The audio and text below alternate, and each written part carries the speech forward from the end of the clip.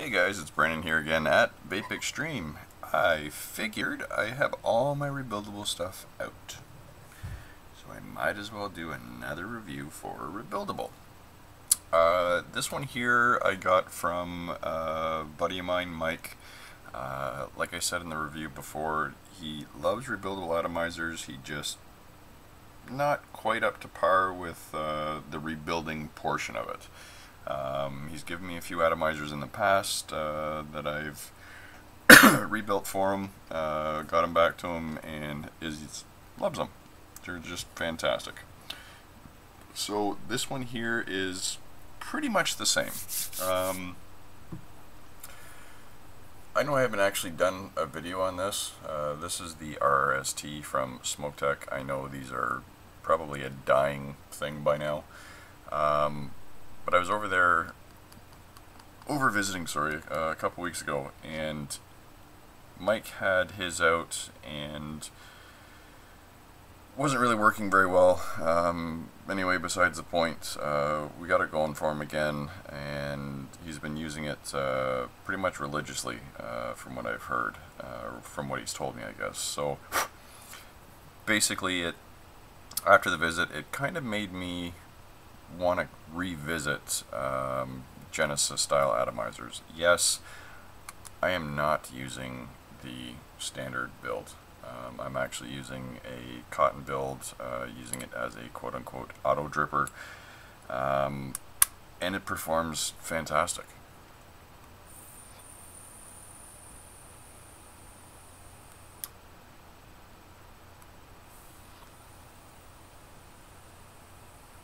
Battery's getting a little weak. But for the most part, guys, you get the gist of it. I do like it because it's a tank. I don't have to drip. They're fantastic for, you know, you're driving, road trips, stuff like that. You don't necessarily have to drip all the time, and you don't have to use cardo tanks. I can't even remember the last time I used a cardo tank or anything besides drippers and my Genesis style atomizers, to be honest with you. Sorry, just need a drink. So I'm also doing a lot of clone reviews, and a lot of people ask, why do you keep going with clones? Well, I love the fact that the original manufacturers had done what he has done, and I feel horrible about what China does for the most part for even branding them and labeling them the same as the originals. I don't agree with that at all. If you want to copy the mod, copy the mod. Don't copy it like with their logo on it, dude. It's kind of a kick in the face. Anyway, that's besides the point. This is going to be another clone. This is the Caravella tank atomizer, or Genesis style atomizers, and it's pretty much the same. It's got the same logo on it. They even put a logo on the drip tip that's included, which is actually a really nice drip tip. I do like that. Top cap, it is O-ring pressed on, and it is snug. There's dual O-rings, which is nice. You've got your top deck, where's my pointer thingamadooger, with a fill hole, your negative screw, and your positive screw. This might be a long video too, guys, because I'm actually going to break this right down. Only for one main reason. There's some weird stuff going on that I found with this particular model. Okay, so basically your very large size top screw comes out, and there's not really a lot to it. That's pretty much it. Then, and keep in mind, guys, this is a clone. This cylinder comes off like so. Yeah, I'll get into that. It comes pre-built too, by the way, guys, just so you know. Now the tank is plastic. It's polycarbonate of some sort, and basically, uh-oh.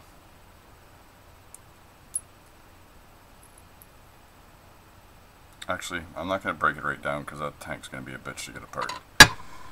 This is where I thought was kind of weird. There's your center conductor for your top post. This is your center pin.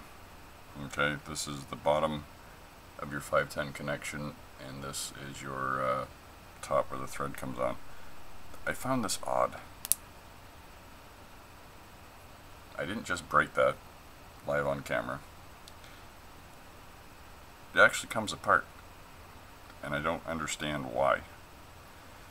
Because if it threaded together, I could understand it, but it doesn't. It just pulls apart. Okay. There's a center conductor or insulator in there. So basically, you slide it up and through. Once you line her up, you drop on your isolator, and then you put this on, this little cylindrical thing. Now, if you tighten this too much, it'll actually pull the 510 connector apart.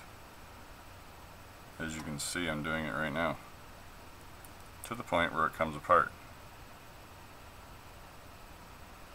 I don't think this is a good design. I really don't.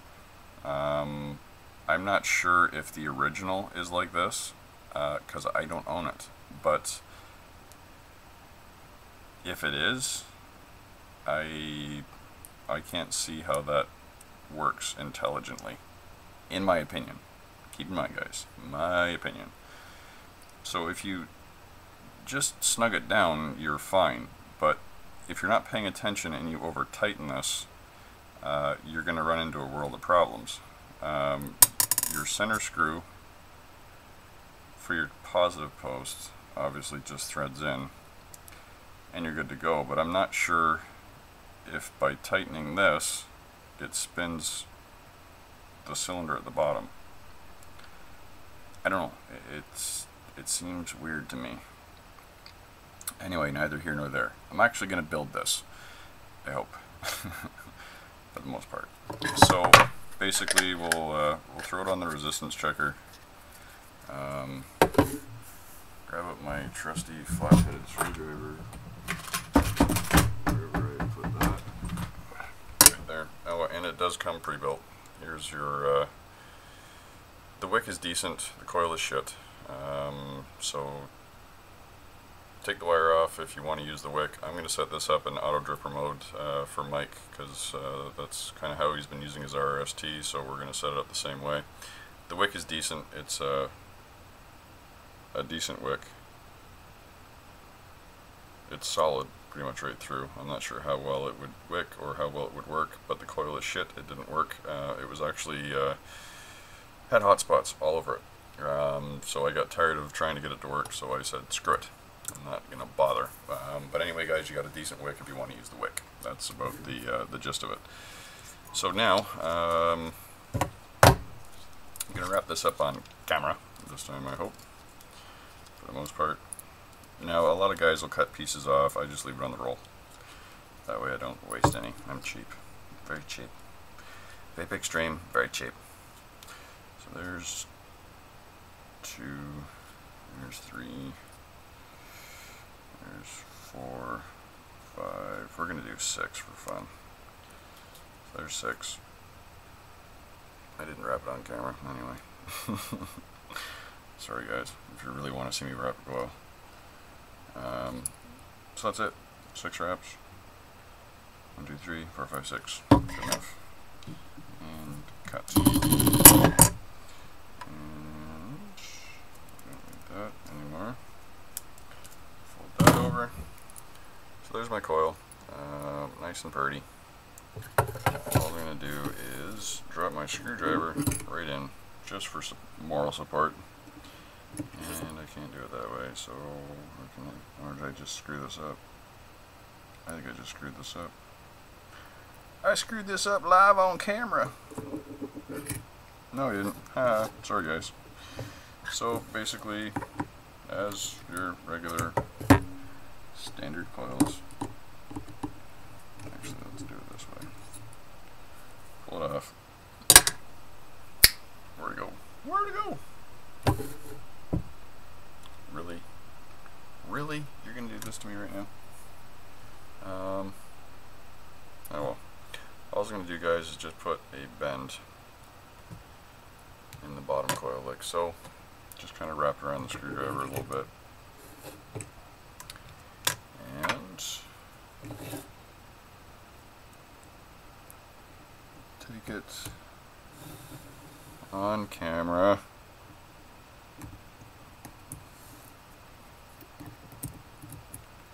Tuck her down and around. Use your tweezers to kind of play with it a bit. Insert joke. And all we're going to do is make sure she's under the screw. And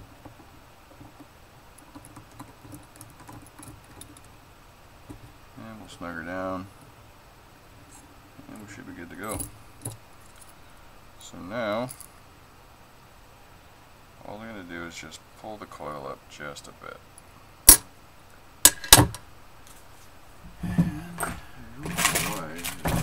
This thing on my desk.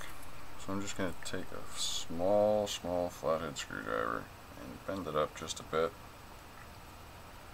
Line it up a little better.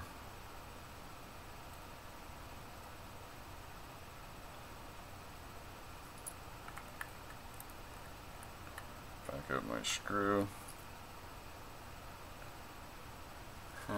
Wrap my coil on camera around the post. And at this point, because you can see the coil's gone a little wonky on me, just throw the screwdriver back in, set her back in that hole.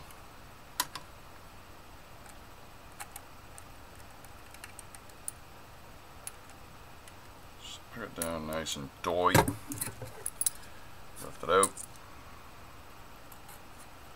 Just kind of take a look again. And we'll check the resistance out. And we're setting at 0.8 again, 0.9. Oh, we got it.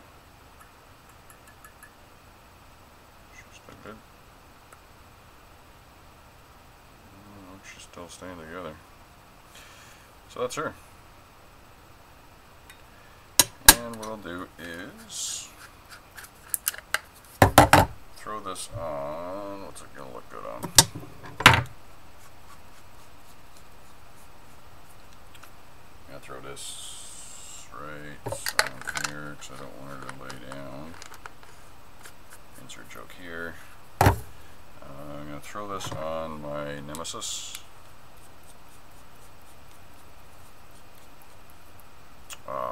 It's got a little bit of lip on it, sorry.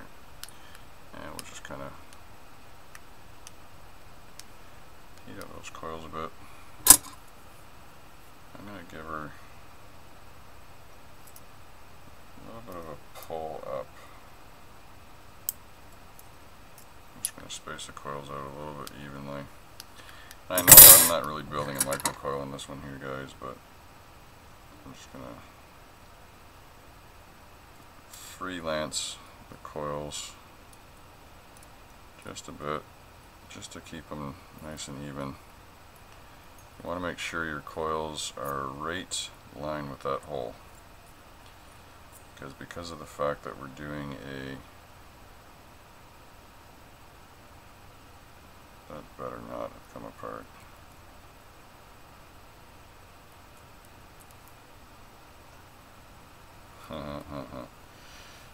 I think this is where my biggest problem is going to be with this.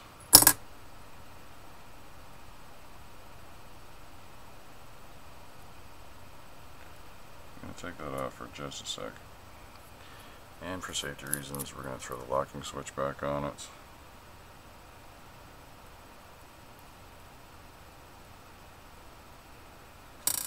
I have a feeling that issue that I talked about where the center pin would come apart has just officially happened. Whoa, where the hell's that going? Whoa, whoa, whoa. Let's take that off for a sec. See if we can push this back together.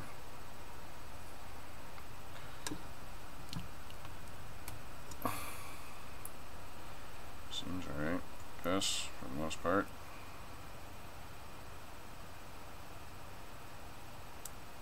Slide that down. We will reinsert the top screw.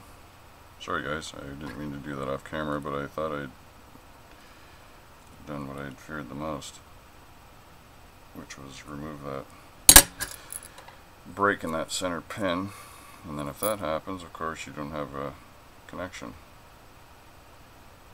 The coil just seems loose, I don't know why.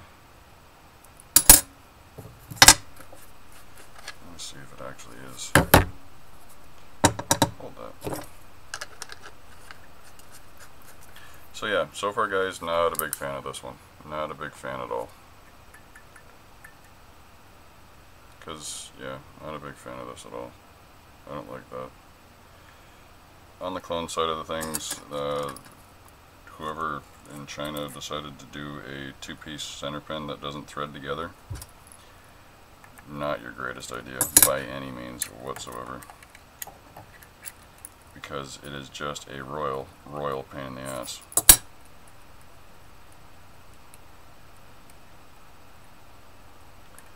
Royal pain.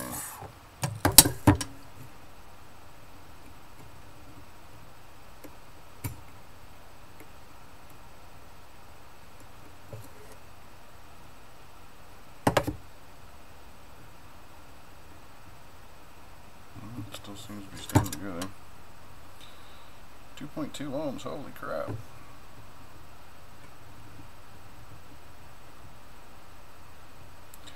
I bet you we can fix that right here. 1.5, 1.8, and we're good to go. 1.8, 1.9, what the hell's going on? Yeah, I don't like this. I really don't. I hate the fact that that center pin comes apart. And now we're sitting at 1 ohm all of a sudden, which makes no sense.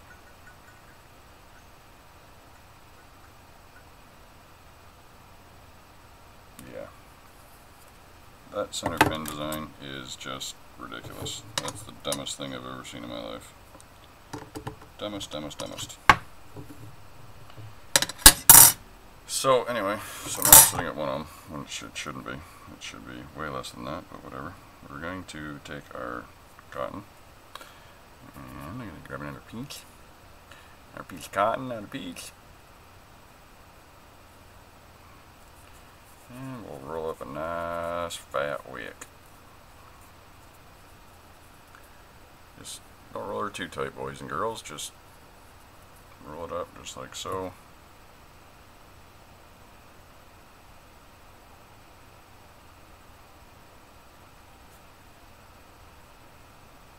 And just try and push it in there as far as you can. For the most part. This is where generally when the tank comes apart is a little bit nicer. But I put it on the other day. It went on fine, but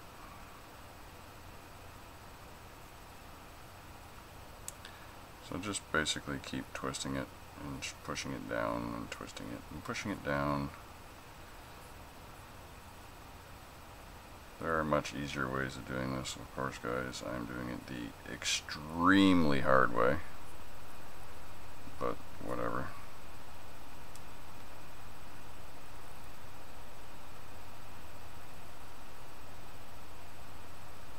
And just kind of keep pushing it till you get wick in the bottom, not to the bottom of the tank, but just make sure it's past your top deck is my suggestion. Get her in as far as you can, and then spin the wick back the other way to kind of loosen the fibers up a bit that you've just been twisting and twisting and twisting, so that the coil looks like it's nice and full. Give her a snip, and because of the center pin, I'm just going to cut that off. take our rather nastily threaded fill hole out. Throw this back on the Nemi.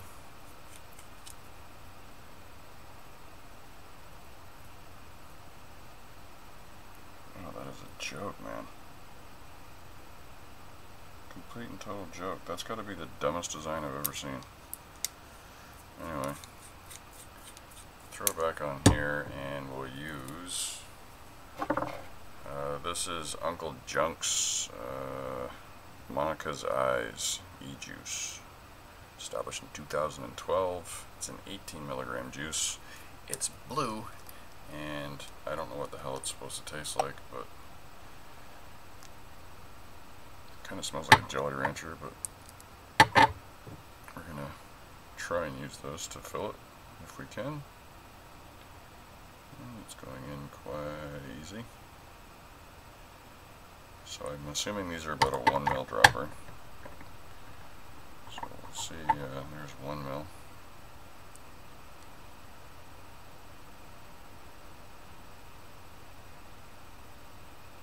There's 2.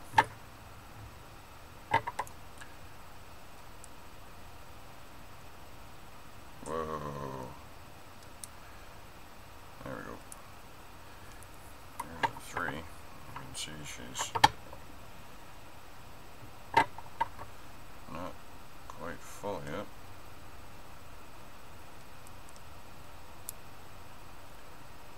Do it on camera. Do it on camera. Running out of e-juice. Maybe we won't get this right full. She might actually be. So she looks like she takes about a good. Oh, she's not going in there anymore.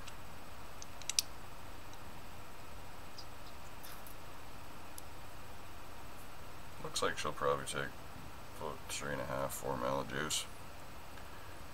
And we'll just saturate our wick so she's all nice and wet. Suck up some of the excess. That's one of the things I like about dripper bottles with the eyedroppers, because you can remove that excess real quick. Because I'm cheap and I don't use paper towels when I remove e-juice. So yeah, we'll give her a quick fire.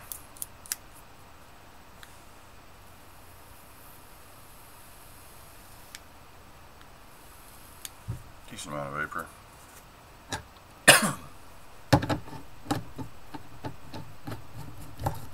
My RST standing up straight.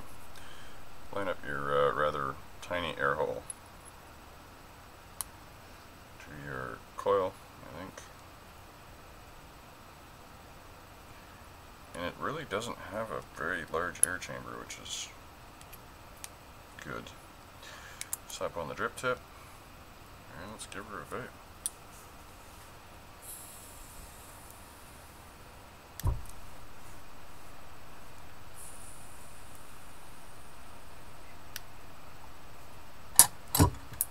Wow, it's actually not bad. Airflow is a little stiff.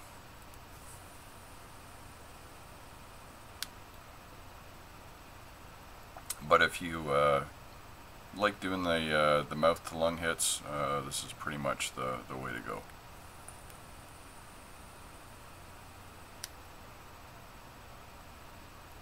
So this Caravella clone, not really a big fan of it. I don't like it at all, actually. I don't like the center pin. I think that's got to be the dumbest design I've ever seen in my life. Other than that, it's actually not a bad looking tank. It looks slick. It looks pretty decent on the Nemesis clone with the blue e-juice. But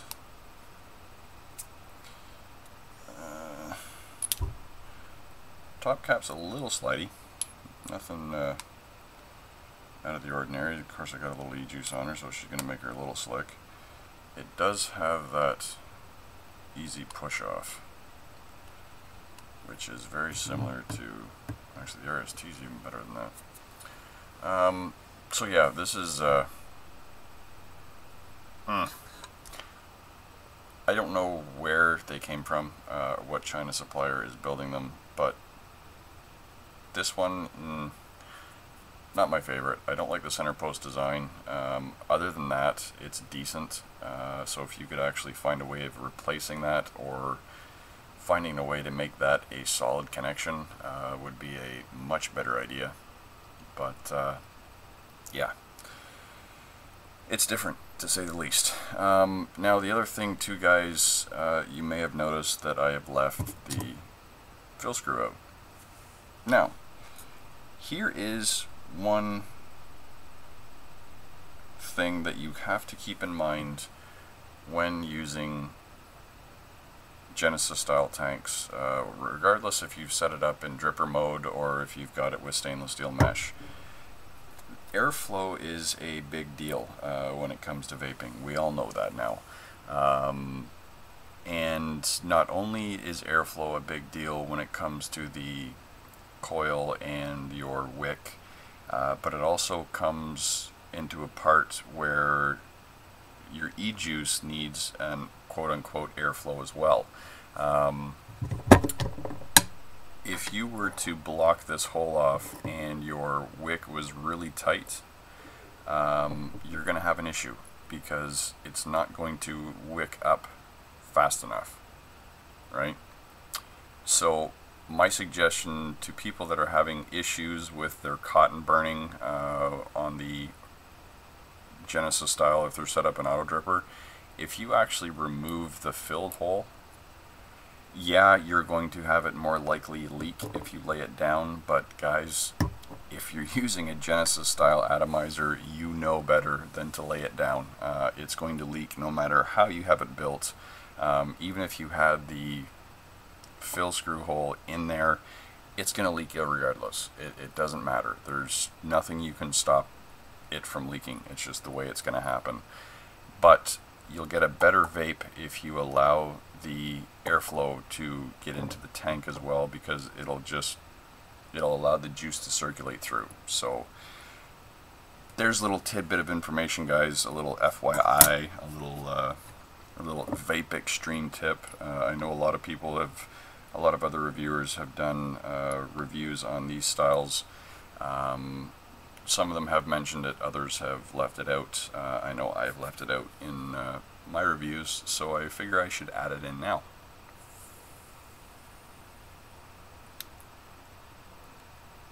Performing outstanding. Performance-wise, it's great. The build, not really happy with that center pin. So, for me, guys, this particular clone, if I happen to find out where it came from, I will let you know. I didn't have that information, and I don't have pricing on it either, so it's kind of hard for me to give you that, because I don't have it. But at this particular point, kind of, yeah, I wouldn't suggest it. I wouldn't recommend it.